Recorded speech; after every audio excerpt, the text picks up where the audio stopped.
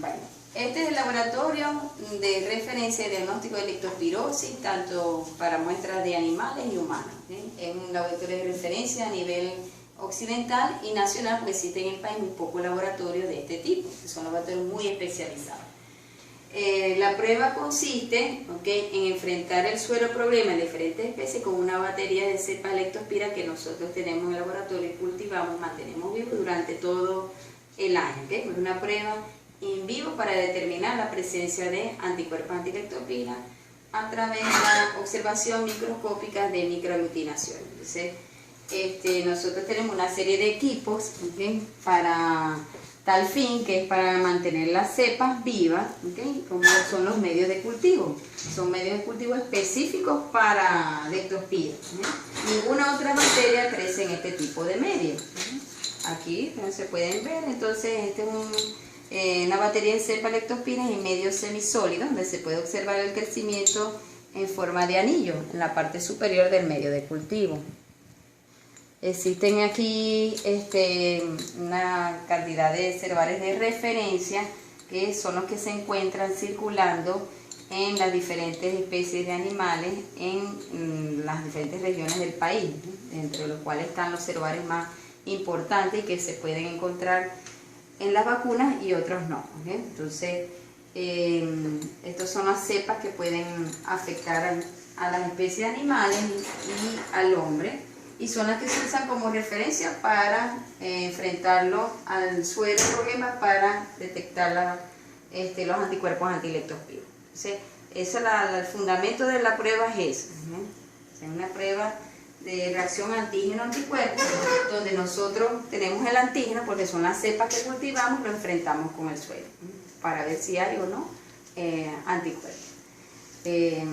Bueno, si quieres pasar, vamos a pasar. Una campana de flujo laminar. En este equipo nosotros hacemos el repique de la cepa. ¿Qué significa eso? Que es pasar la leptospira de un medio a otro medio nuevo, para mantener las cepas vivas durante todo el tiempo. Recuerda que las cepas en el medio de cultivo van agotándose los nutrientes y tenemos que renovar ese medio de cultivo. Aquí también se saca el antígeno que se va a utilizar para la prueba diagnóstica. Entonces, es de flujo laminar porque tiene ciertas condiciones que son una luz ultravioleta que se prende previo al inicio del trabajo, del día de trabajo. Se prende el flujo laminar, que es una barrera que evita que las cepas se contaminen, y el medio de trabajo, con lo que nosotros trabajamos en la parte interna, se va a mantener estos son unos medios de cultivo con la cepa, pero estos son en consistencia líquida, que es el que utilizamos nosotros para hacer la prueba. De aquí tomamos una cantidad determinada, dependiendo del número de muestras, se hacen unas diluciones y posteriormente se monta con agua. O sea, hay otros equipos que, bueno, no sé si mencionárselo, pero es más que todo para la parte de esterilización de los equipos, de los materiales, de los insumos, lo que utilizamos aquí, que son el autoclave, tenemos la estufa, que es donde se incuban las pruebas, un baño de María, pero el sitio de trabajo donde montamos la prueba es aquí. Y utilizamos los siguientes materiales. Sí, que estas son placas de microtitulación. En esas placas tienen 98 pozos, tiene 12 columnas y por 8 filas, los cuales dan un total de 98 pozos. ¿Dónde van los cerobares de la donde se van a rotular las columnas con los nombres de los cerobares de leptospira que se van a utilizar para la prueba, y las filas van a corresponder para tanto primera fila como control negativo, como para las muestras provenientes. La prueba MAT consiste en son dos pruebas. La prueba MAT, que es esta screening, que es donde enfrentamos el suero con la batería de cepa leptospira, y dependiendo del resultado de esta se hace la prueba de extensión de título, que ambas se hacen en estas placas de microtitulación.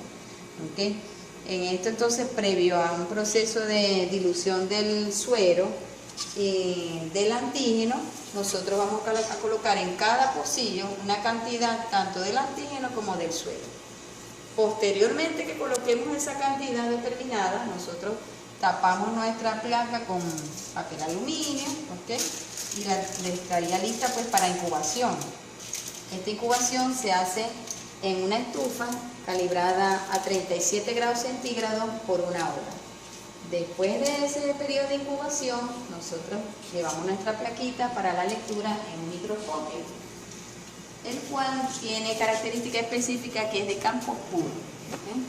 En este tipo de microscopio es para observar la leptospira in vivo, porque el tipo de microscopio permite que se vea un fondo oscuro y permite visualizar la leptospira, las dimensiones de ella que son muy pequeñas, en sus características que son movimiento y grado de crecimiento, desde que va desde pobre hasta muy buen crecimiento, y la presencia no de aglutinación, tanto cuando en el control como cuando se enfrenta con la muestra. De lo que observemos allí, ¿verdad? Nosotros colocamos nuestra plaquita en el microscopio, ¿verdad? Este microscopio hace lectura directa sobre la placa. Nosotros prendemos el microscopio, damos toda la iluminación y procedemos a leer pozo por pozo de cada muestra enfrentado con cada uno de los cerobares. Y según eso, ¿verdad? Nosotros vamos a emitir unos resultados. Entonces, según lo que tú vayas observando, vas a colocar, bien sea, ¿ok? Colocas aquí tus números de muestras. Aquí están las columnas que están identificados los cerobares de leptospira, ¿ok? El control negativo son nuestras cepas que deben tener un buen crecimiento, que es lo que se va a observar. Un crecimiento homogéneo, ¿okay? Sin presencia de nidos de crecimiento, que cuando las leptospiras están tan crecidas que se pegan unas con otras, debe estar bien dispersa, y al observar con la muestra podemos observar que está como el control, que sería negativo, porque no hay presencia de aglutinación, o aglutinaciones que van desde una cruz hasta 4 cruces. Esa es la lectura que se va a hacer en el microscopio. Según eso, después que se haga en cada una de las muestras, se procede a hacer la prueba de extensión de título. Aquellos sueros que hayan reaccionado con 2 o más cruces a las diferentes cerobares de leptospira. Entonces se vuelve a montar en otra placa, ¿okay? Pero se hace una dilución del suero y posteriormente se enfrenta nuevamente a esos cerobares de leptospira que reaccionó inicialmente en la prueba screening con 2 cruces. Y ahí, a partir de ahí, se hace la lectura hasta observar hasta dónde llegan las aglutinaciones según las diluciones, que van desde 1 en 50 a 1 en 200, 1 en 400, 1 en 800, 1 en 1600, 1 en 3200, etc. Entonces, este es un ejemplo de un resultado de una prueba pantalla en unas muestras de cerdo. Se observa entonces en los controles, estos son los números de los animales, y se observan, ¿okay? Las cruces que nosotros le dimos, o digamos observamos en la placa para los diferentes cerobares. 2 cruces, algunas negativos, 2 cruces, 2 cruces, 2 cruces, negativo, negativo, y así sucesivamente con cada una de las muestras. ¿Okay? Después que nosotros tenemos ese resultado, cada suero se hace una dilución, y de esa dilución se enfrenta con esos cerobares que reaccionaban con 2 cruces. En este caso con este cerobar, con este no, porque es resultado negativo, con estos tampoco, con este y con este. Y así sucesivamente con cada una de las muestras. Después hacemos la lectura de la prueba de extensión de título, ¿okay? Que tenemos aquí ejemplo de esas muestras. ¿Okay? Aquí tenemos entonces que cambia la lectura. En el caso de las columnas van a ser, claro, los cerobares, ¿verdad?, a los cuales reaccionó esas muestras, y las filas van a estar identificadas con las diluciones, desde el control 1 en 50 hasta 1 en 3200. Y ahí vamos a observar entonces hasta dónde llegan las 2 cruces. Si nuestro corte va a ser, si las 2 cruces llegan hasta 1 en 200, el resultado va a ser que ese animal presentó un título de 1 en 200 para ese cerobar. Existen más de 200 cerobaridades patógenas para los animales y el hombre, Aquí, en el caso de animales, se enfrentan con 12 serobares de leptospira, que son los que están circulando en nuestros animales, en nuestros rebaños de aquí del país. Y en humanos se enfrentan con todos los serobares de leptospira que se tengan disponibles y que tengan buen crecimiento. Pueden ser hasta inclusive más de 20, 24 serobares, que son los que tenemos en referencia, que fueron donados y enviados por el Instituto Nacional de Higiene, Rafael Rangel.